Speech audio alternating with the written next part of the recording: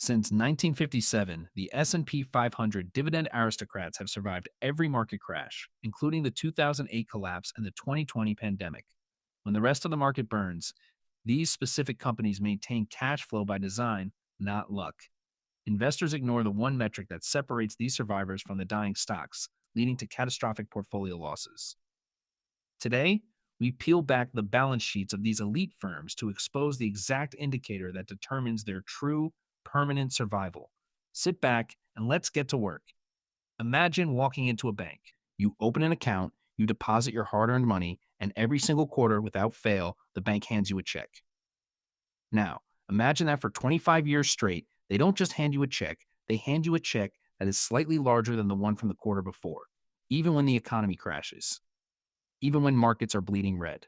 That is the reality for shareholders of Dividend Aristocrats. These are companies in the S&P 500 index that have not only paid a dividend, but have increased that dividend every single year for at least 25 consecutive years. It is a club that demands excellence, consistency, and, most importantly, extreme financial discipline. The first way to look at this isn't through complex spreadsheets. It's by understanding the moat. You see, a company doesn't survive a quarter century of dividend increases by accident. Take a company like Procter and Gamble. Everyone knows them. They make Tide, Gillette, and Pampers. Think about the last time you decided to stop buying laundry detergent because the economy was having a rough month. You didn't, did you? Neither did millions of other people.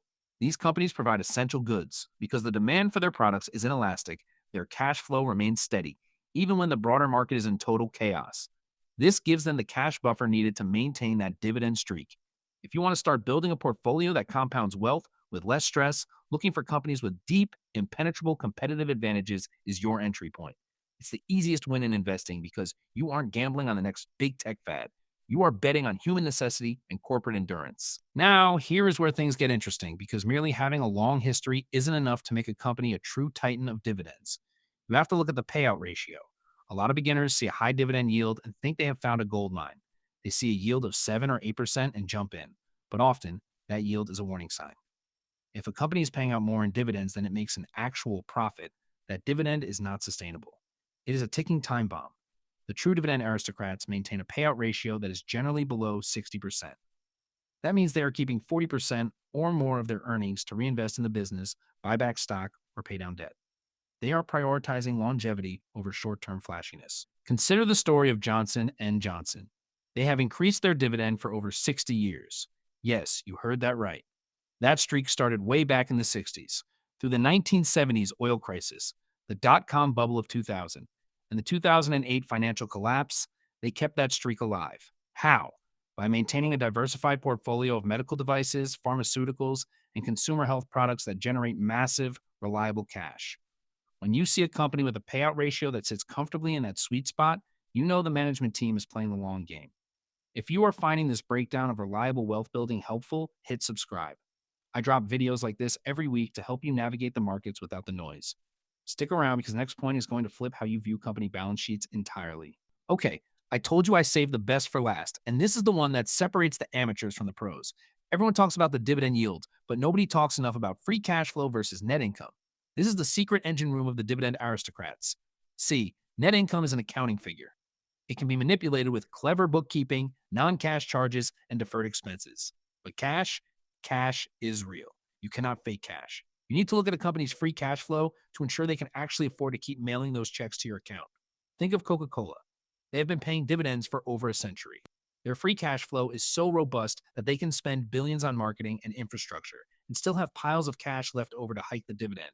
In 2020, when the world effectively shut down and restaurants closed, Coca-Cola's volume dropped, but their cash-generating machine was so efficient that the dividend stayed rock solid. That is the power of free cash flow.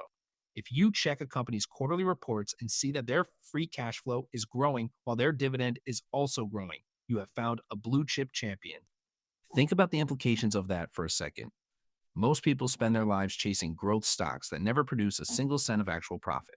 They hold on to hope that the price will go up, and when the market turns, they lose everything. The aristocrat investor doesn't care about the daily price swings as much.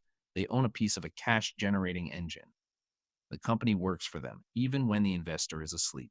We have covered the necessity of the competitive moat, the vital importance of the payout ratio, and the final, ultimate secret of analyzing free cash flow. Those three pillars combined provide a framework for a portfolio that doesn't just survive, but thrives over decades. It's not just about getting rich, it's about building a foundation that pays you for your patience.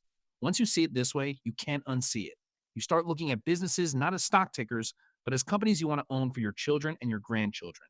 If you got value from this, share it with someone who needs a more stable approach to their financial future, and make sure you're subscribed so you don't miss our next deep dive. We are going to explore how to build this specific kind of portfolio using low cost index funds next week. I will see you there.